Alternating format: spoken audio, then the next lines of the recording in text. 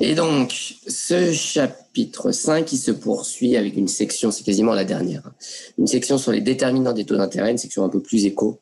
Vous allez voir qui est pas très difficile, des choses que vous connaissez, que je vais rappeler avec vous. Alors, un des déterminants principaux des taux d'intérêt, vous le savez, c'est l'inflation.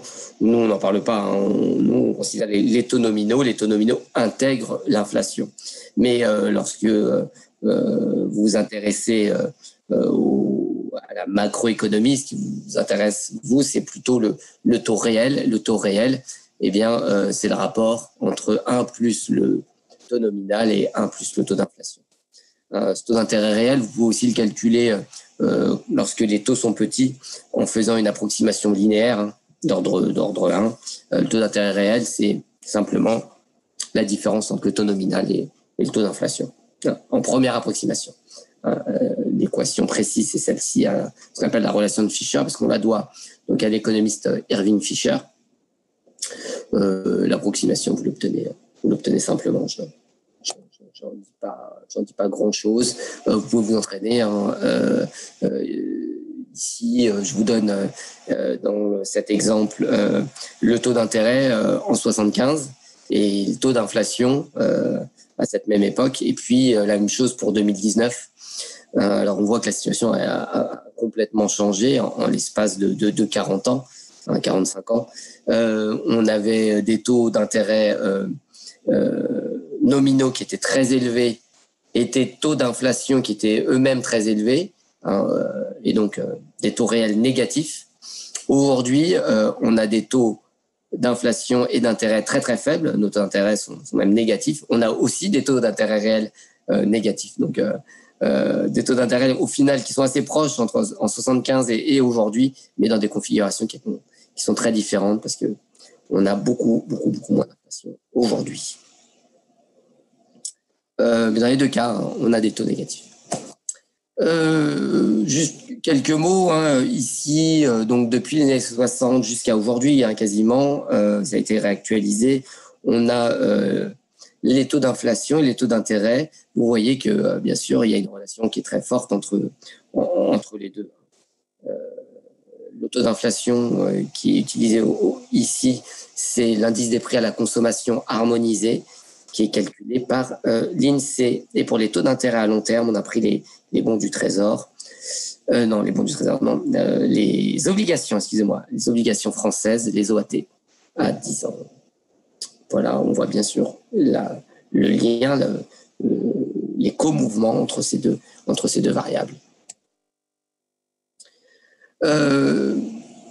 Nous, on retient dans nos calculs le taux nominal, hein, de toute façon.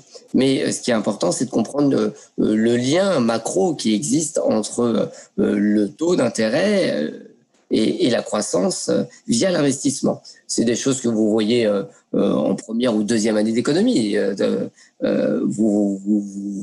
Quand on aborde notamment le modèle keynésien, eh bien, on sait que l'augmentation des taux d'intérêt diminue l'investissement et réciproquement, lorsqu'on baisse des taux d'intérêt, ça stimule l'investissement. Ce qu'il faut, c'est bien comprendre pourquoi au niveau micro, hein, au-delà de la macroéconomie keynésienne, au niveau micro, le lien, il existe, il est présent dans le calcul de la manne. Hein. Quand vous avez des taux d'intérêt plus élevés, eh bien, les projets sont moins rentables. Ici, avec un taux de 5%, ce projet est rentable. Il va donc être entrepris par l'entreprise, être réalisé par l'entreprise. Lorsque le taux augmente, le projet devient moins rentable. Il est préférable de placer au taux de 9% que d'entreprendre ce projet. Voilà. Je veux juste attirer votre attention, c'est juste que vous savez, hein, cette relation décroissante entre l'investissement et le taux d'intérêt, vous connaissez, mais je veux juste attirer votre attention sur le fait que ça a des fondements microéconomiques, bien sûr. Voilà. Ça, c'était pour le premier point, vraiment en guise de rappel.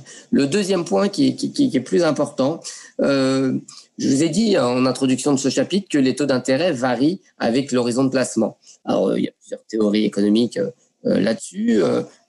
C'est pas important pour nous dans le cadre de ce cours, mais en revanche, nous, dans notre cours, on va insister sur le fait que si les taux varient avec l'horizon, alors les flux qui sont observés à des horizons différents doivent être actualisés avec des taux différents. Cette variation des taux en fonction de l'horizon, c'est ce qu'on appelle la structure par terme des taux d'intérêt, des choses que vous connaissez. Encore une fois, ce sur quoi j'insiste, c'est sur le fait qu'on va devoir utiliser des taux différents pour des flux qui sont enregistrés à des dates différentes. Donc, vous voyez, par rapport aux formules précédentes, le taux d'intérêt est indicé par la période, ce qui n'était pas le cas jusqu'à présent. Donc, je vais vous donner un exemple ici de calcul en utilisant la structure par terme des taux d'intérêt, sachant qu'ensuite, je ferai l'hypothèse que ma structure par terme est plate. J'ai une courbe des taux. La courbe des taux, c'est la représentation géographique. La représentation graphique de ma structure par terme. Quand j'ai une courbe des taux qui est plate, ça signifie que mon taux d'intérêt est le même, quel que soit l'horizon de placement. C'est l'hypothèse que je fais jusque-là et que je continuerai à faire plus tard pour simplifier les calculs. Mais quand même, on va voir un cas plus pratique, si vous voulez, ici. Donc, j'ai pris différentes périodes pour aussi vous donner des exemples un peu différents de conjoncture. Vous avez la période avril 2007, avant la crise des subprimes. La période avril 2013, après la crise des subprimes, et une période récente, avril 2019. Et pour chaque période, je vous donne les taux d'intérêt pour différents horizons de placement. Ici, ce ne sont que des taux d'intérêt sans risque. C'est le taux des bons du trésor à court terme et des obligations à long terme. Okay. Alors, première constatation, les taux sont croissants dans tous les cas. Les taux sont croissants dans tous les cas, mais pas de manière absolument linéaire. Ici, ce sont des vraies données. Je ne les ai pas manipulées. On peut avoir des petites bosses, si vous voulez. Des petites bosses, par exemple, en avril 2007, le taux à 6 mois est inférieur au taux à 3 mois et il augmente par la suite. On va expliquer un peu plus tard pourquoi. C'est lié aux anticipations des agents. Quoi qu'il en soit, c'est pas parfaitement linéaire, mais on a une tendance qui est croissante. Mais cette tendance, elle est plus ou moins forte. Ici, on a quelque chose de quasiment plat. Et ici, au contraire, on a une tendance qui est beaucoup plus pentue. Le cas normal, non, je vais le dire autrement, le cas général plutôt, c'est d'avoir une structure par terme qui est croissante. Lorsque la structure par terme et la courbe des taux est plate, eh bien, c'est souvent mauvais signe. C'est signe qu'en fait, les agents anticipent une baisse des taux d'intérêt à long terme. Et pourquoi ils anticipent une baisse des taux d'intérêt à long terme? Ça signifie qu'ils anticipent une crise économique. Parce qu'en cas de crise, on sait que les autorités monétaires vont diminuer les taux d'intérêt. Donc, c'est plutôt indicateur d'anticipation négative, les structures par terme plates. Donc, vous voyez bien ici la différence en fonction de la conjoncture. On a des pentes plus ou moins importantes et puis on a des taux, des taux à l'origine qui sont évidemment plus ou moins importants.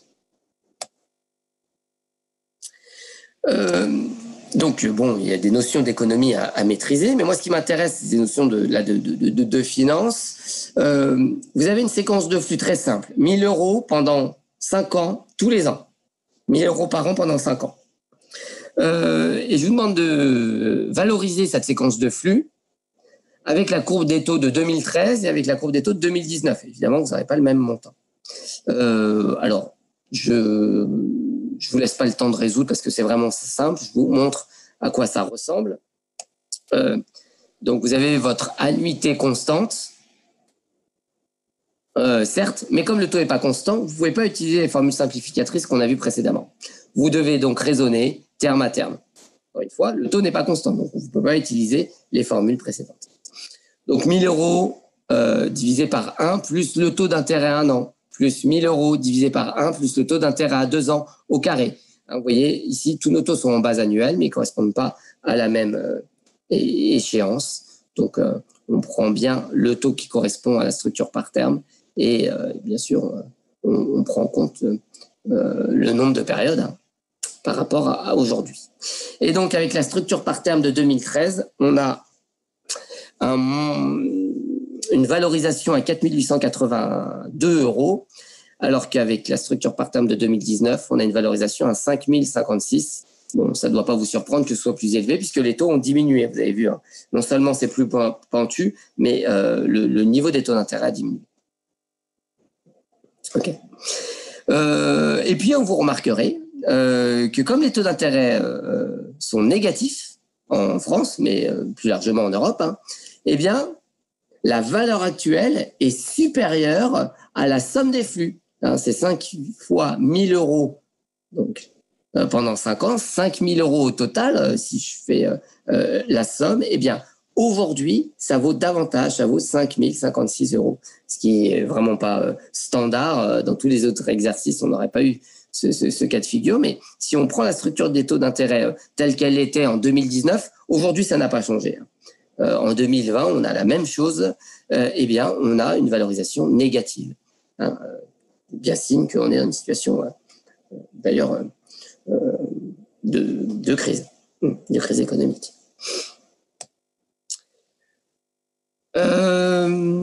Voilà, un autre exemple qui me permet qui va vous permettre, j'espère, de mieux comprendre ce lien entre les taux courts et les taux longs. Cet exemple-là, il est assez nouveau. Enfin, il est assez nouveau par rapport à ce qu'on a fait précédemment. Ce qu'on a fait dans l'exemple 5.9, c'est vraiment très simple. On a juste pris des taux d'intérêt qui diffèrent en fonction de la période, mais rien de très nouveau. Là, on va voir des choses un peu plus intéressantes. Le lien entre les taux courts et les taux longs. Donc, vous avez une prévision pour un taux d'intérêt de 2% dans un an. Donc, le taux d'intérêt à un an en euros, sans risque, le taux d'intérêt aujourd'hui, il est de 1%. Et vous anticipez qu'il sera de 2% dans un an. On parle toujours du même taux à un an. C'est le taux à un an dans un an. Et puis, on anticipe que dans 2 ans, ce taux à un an sera de 4%. Et on vous demande bien quelle va être la forme de la courbe des taux. Donc, vous avez le taux à un an aujourd'hui, dans un an et dans 2 ans. D'accord? Alors, je vais peut-être faire un petit graphique pour qu'on soit bien clair. Voilà, donc vous avez plusieurs périodes.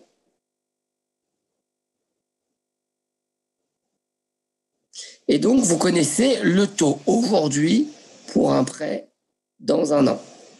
Ce taux, il est de 1%. Et dans un an, vous pouvez prêter pour un an. À quel taux? Au taux de 2%.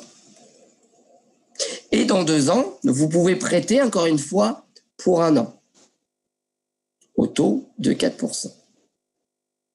Eh bien, au fond, quand je vous demande un peu de me décrire la forme de la courbe des taux, ce que je vous demande, c'est de me calculer le taux aujourd'hui pour dans 2 ans. Quel est ce taux-là? Et puis, de la même manière, je vous demanderai de me calculer le taux aujourd'hui pour dans 3 ans. C'est la même chose, hein, c'est la même logique. C'est histoire de vous faire répéter un peu l'exercice.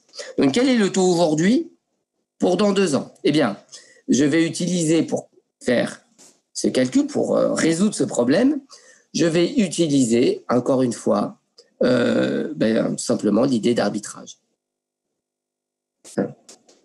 Prêter aujourd'hui pour 2 ans, ça revient à prêter aujourd'hui pour un an, puis à prêter dans un an pour un an. Et je connais le taux aujourd'hui pour un an, et j'ai une anticipation du taux dans un an pour un an. Donc, je peux calculer le taux anticipé aujourd'hui pour 2 ans en faisant appel donc à la loi du prêt unique, au principe d'arbitrage. C'est ce que je fais dans la diapo qui suit. Donc, le taux R1, c'est le taux aujourd'hui pour un an. R2, c'est le taux dans un an. Non, excusez-moi. Le taux R1, c'est le taux aujourd'hui pour un an. Le taux R2, c'est le taux aujourd'hui pour 2 ans.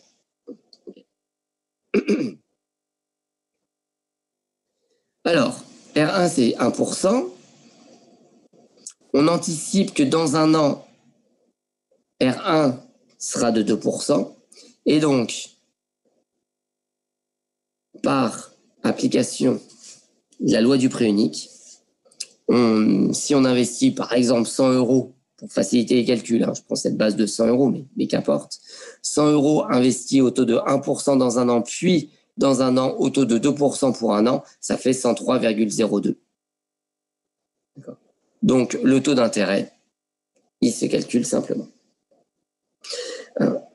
Si on avait un emprunt pour 2 ans, exprimé en base annuelle, c'est un emprunt pour 2 ans, mais exprimé en base annuelle, eh bien, cet emprunt, il doit valider cette équation. 100 euros placés au taux R2, donc au carré, puisqu'on le place sur 2 périodes, doit être égal à 103,02. Donc, on résout. Et R2, c'est, eh bien, racine de 103,02 moins 1. Et vous avez 1,49. D'accord? Au fond, on aurait pu très bien avoir une valeur approchée très simplement de ce problème. Le taux à 1 an, pour 1 an, vous allez d'abord prêter au taux de 1%. Et puis ensuite, vous allez prêter pour la même durée, un taux de 2%. Donc en moyenne, vous prêtez combien? Vous prêtez sur toute la période, vous prêtez au taux de 1,5%. En moyenne, si je fais la moyenne des taux. Mais pourquoi on n'a pas du 1,5%? Parce que nos taux d'intérêt portent même intérêt. On a des taux composés. Et donc, si on veut calculer rigoureusement, il faut faire, désolé, ce calcul. OK? Bon, pour 3 ans, c'est pareil. Hein.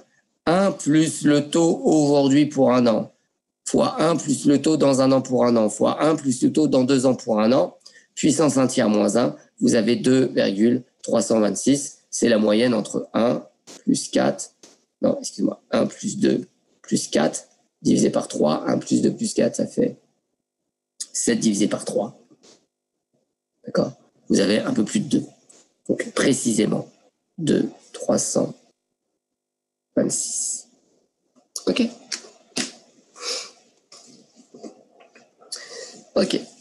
Et bien sûr, on peut obtenir, à partir de notre anticipation de taux, le taux à 3 ans, mais on peut aussi, à partir des taux qui sont cotés sur le marché, connaître l'anticipation du marché pour les taux futurs. Ça va marcher, je vais vous donner un exemple. Alors, je vous montre ici juste un graphique où on observe eh bien, que l'inversion de la courbe des taux, lorsque les taux courts sont très élevés par rapport aux taux longs, hein, on va parler d'inversion de courbe des taux, c'est les cas où on est en vert, eh bien, c'est ce que je vous disais tout à l'heure. Hein. On montre que les cas où on est en vert, c'est souvent des cas qui précèdent une crise. Ici, en gris, vous avez les épisodes de récession. Les récessions qui sont définies comme 2 trimestres au moins de croissance négative du PIB. Non. 2 trimestres de croissance négative du PIB sur 3 trimestres consécutifs. C'est la définition donnée précisément en bas. Vous voyez bien le lien qu'il peut y avoir entre l'inversion de la courbe des taux et les récessions. Mais surtout, alors, attendez, je finis sur ce point. Je vous disais tout à l'heure qu'on peut, à partir de l'anticipation, connaître le taux à long terme, mais on peut aussi très bien connaître les anticipations à partir des taux qui sont donnés par le marché. Imaginez qu'aujourd'hui, je vais mettre les dates en haut, ce sera plus simple. Aujourd'hui, le taux d'intérêt pour 1 an, il est de 2%. On prend cet exemple-là. Et pour 2 ans, il est de 4%. Eh bien, si j'emprunte sur 2 ans, je dois payer 4%. Si j'emprunte sur 1 an, je dois payer 2%. Quelle est l'anticipation du marché concernant le taux à 1 an dans 1 an? Eh bien, je peux résoudre simplement. Je sais que emprunter sur 2 ans, donc au taux de 4%, bien sûr, au carré, c'est égal à un prêt sur 1 an, aujourd'hui, associé à un prêt dans 1 an, au taux R. D'accord. Eh bien, je résous très simplement.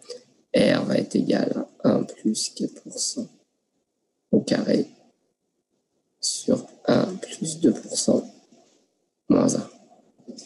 Et ce taux, c'est le taux, ce taux R, c'est le taux anticipé dans un an pour un an, compte tenu des taux de marché. D'accord. Donc ça, c'est important à calculer pour justement avoir une idée des taux futurs, en tout cas de l'anticipation qu'en a le marché en moyenne. Donc c'est évidemment une donnée cruciale quand vous êtes travaillé à la direction financière d'un groupe. C'est important d'avoir une idée de l'évolution des taux si vous envisagez d'emprunter ou de prêter dans le futur. Ok.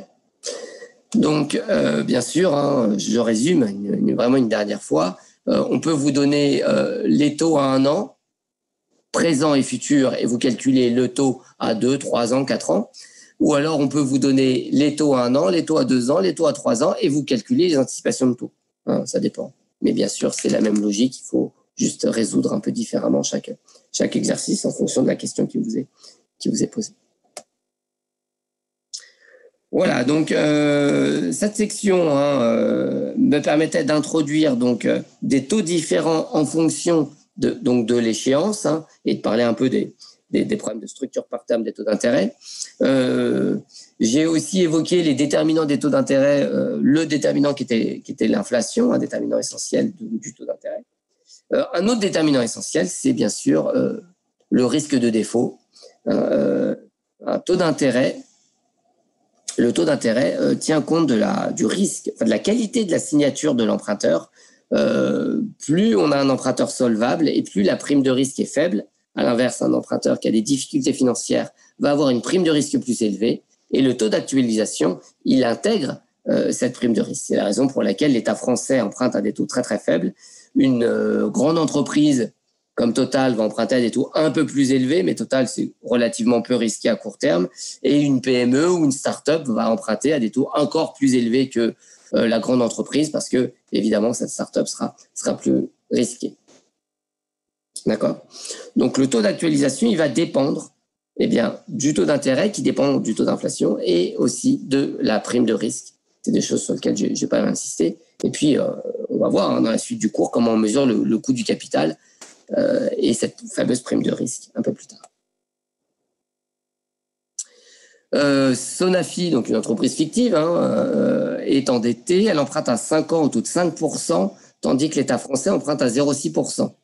Donc, si vous voulez comparer la valeur de ces créances, évidemment, une créance émise par le bon du Trésor français, une créance sans risque, va s'acheter à un prix beaucoup plus élevé qu'une créance risquée, telle que celle émise par Sonafi dans notre exemple.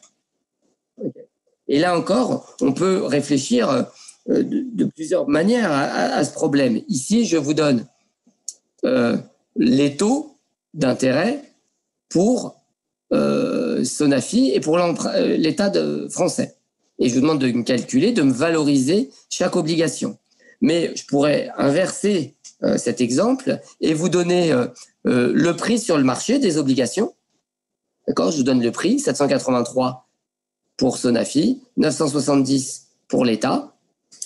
Et je vous demande à partir de ces prix de me calculer le taux sans risque. Donc le taux sans risque, il se calcule à partir de ce prix. Donc c'est simple. Pour calculer le taux sans risque, c'est la même équation. C'est 1000 divisé par 970,53 puissance 1/5, parce que c'est sur 5 ans, moins 1, d'accord ? Et vous allez obtenir, par définition, vous allez voir que vous obtenez 0,6%. Et puis, je vous demande de me calculer la prime de risque pour Sonafi. Eh bien, la prime de risque, vous la calculez en calculant le taux d'actualisation. Ça va être 5%, vous le voyez ici. Je ne vais pas faire le calcul, c'est le même, mais vous allez obtenir 5%. Et donc, la prime de risque, la prime, elle est égale à 5 moins 0,6, à savoir 1%, 4,4%. Voilà la prime de risque pour Sonafi. Donc, soit je vous donne des taux d'intérêt ou les primes de risque et vous calculez les valeurs, soit je vous donne la valorisation des obliges et vous calculez les taux d'intérêt, les primes de risque. Tout ça, bien sûr, consistant dans un même modèle. Voilà, je poursuis. On n'en a plus pour très longtemps. Accrochez-vous. Oui, un dernier point très simple sur la notion de fiscalité. Nous, on ne va pas introduire tellement la fiscalité. C'est simple, ça ne fait que compliquer le raisonnement sans ajouter d'éléments très pertinents. Mais en pratique, c'est évidemment un point essentiel. Donc, lorsque vous payez, vous recevez des intérêts. Les intérêts, c'est vrai si c'est des dividendes, c'est vrai dans tous les cas pour le revenu, les revenus financiers. Donc, vous avez un revenu financier, R, une rentabilité. Eh bien, vous devez payer un impôt, un impôt au taux. Alors, il y a plusieurs dispositifs fiscaux, qu'importe ici. C'est vu un peu plus tard dans les chapitres 14 à 17 de l'ouvrage. Compte tenu du taux d'imposition que vous avez à payer, eh bien, on peut définir en mettant R en facteur, ici, le taux d'intérêt net. Ce que vous rapporte net d'impôt, eh bien, un placement financier à partir donc du taux brut. Le taux brut, c'est R.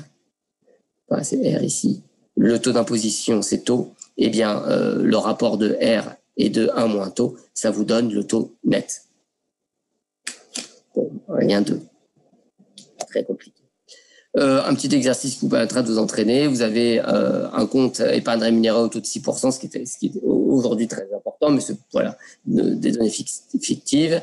Voilà, on vous demande de calculer le taux effectif.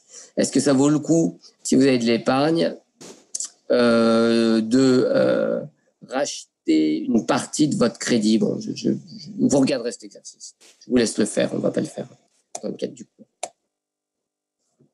Voilà, on en a fini. Je ne veux pas dire trop de choses sur la fiscalité parce que ça demande d'avoir des éléments très concrets qui dépassent le cadre de ce cours. Nous, on se focalise quand même sur le traitement donc, de la mesure du risque enfin, excusez-moi, on se concentre sur les mathématiques financières et plus tard sur la mesure du risque. Donc, on ne va pas intégrer tellement ces éléments de fiscalité. Ça viendra ensuite être un élément pour définir le coût d'opportunité du capital. C'est celui qui va être utilisé pour actualiser comme facteur d'actualisation. Il me reste un dernier point juste. Je voulais avoir un tout petit peu de temps pour voir avec vous ce dernier point. Souvenez-vous précédemment ce qu'on a fait. Excusez-moi, c'est en annexe. C'est un dernier point qui est quand même un peu important. On avait un TAP de 6%. Souvenez-vous, dans une diapo précédente, on avait un TAP de 6% et je vous demandais de convertir en TAE avec une capitalisation semestrielle, mensuelle, journalière. D'accord? Eh bien, on avait quelque chose qui était égal à 6,08, je crois. 6,16 de mémoire. 6,18 de mémoire. Vous retournez voir les diapositives. Donc, qu'est-ce qui se passe? À mesure qu'on a une fréquence qui augmente, le taux augmente. La fréquence augmente, le taux augmente. Okay. Mais vous voyez que l'augmentation est de plus en plus faible. D'accord, on aurait quelque chose, en fait, on a quelque chose de concave. Donc, à mesure que la fréquence augmente, le taux augmente, mais il augmente il augmente de plus en plus faiblement. Autrement dit, il y a une limite à cela, parce que sinon, on pourrait capitaliser, enfin d'ailleurs on peut imaginer une capitalisation qui n'ait pas lieu tous les jours, mais toutes les heures, voire toutes les secondes. Mais ça a très peu d'intérêt. Ça a très peu d'intérêt, et j'en fais pas la démonstration, parce que c'est pas forcément très intéressant. Ce qu'on montre très simplement, c'est que le taux annuel effectif, avec une capitalisation continue des intérêts, donc en capitalisant non pas toutes les secondes, mais toutes les millisecondes, les nanosecondes, en continu, donc, eh bien, ça tend vers exponentielle de R, si R est un taux annuel proportionnel. Donc, c'est très simple. Si vous voulez la composition continue, eh bien, le TAE avec une composition continue, c'est exponentiel dans mon exemple, 6%, 0,06, moins 1. Et dans beaucoup de calculs, notamment lorsque vous faites des mathématiques financières appliquées aux produits dérivés, j'espère qu'on aura un petit peu le temps de le faire, mais ce sera au second semestre, ce sont les chapitres 20 à 22. dans les chapitres 20 à 22 de l'ouvrage où on traite des produits dérivés, eh bien, souvent, on va retenir une capitalisation continue des intérêts, parce que c'est tout simplement plus facile à gérer des exponentielles R que des facteurs sur 1 plus R. Voilà. Lorsqu'on veut actualiser un flux avec une capitalisation continue, au lieu d'avoir F sur 1 plus R, puissance T, eh bien, on va écrire, avec une capitalisation continue, on va écrire F sur exponentielle, donc de T. Autrement dit, exponentielle moins T fois F. Voilà, donc ça simplifie un petit peu les notations. Voilà. Bon, je vous l'écris. Pour le moment, on n'en a pas besoin. On en aura besoin un peu plus tard au second semestre. C'est pour ça que je le mentionne ici. Gardez ça dans un coin de votre tête et on y reviendra plus tard. Ok. Évidemment, on peut passer du taux annuel effectif, on peut passer du TAP au taux annuel effectif ou l'inverse. On peut calculer le taux annuel proportionnel avec une capitalisation continue. Eh bien, au lieu de prendre l'exponentielle de TAP, on fait ln de 1 plus TAE. Évidemment, ces deux équations sont liées l'une à l'autre et vous obtenez le TAP. Voilà ce sur quoi je voulais insister pour la fin. C'est pas important pour le moment parce qu'on va pas se servir de la composition continue, de la capitalisation continue, mais on s'en servira un peu plus tard. Donc, je voulais le mentionner. Voilà donc pour aujourd'hui. On en a fini avec le chapitre 5.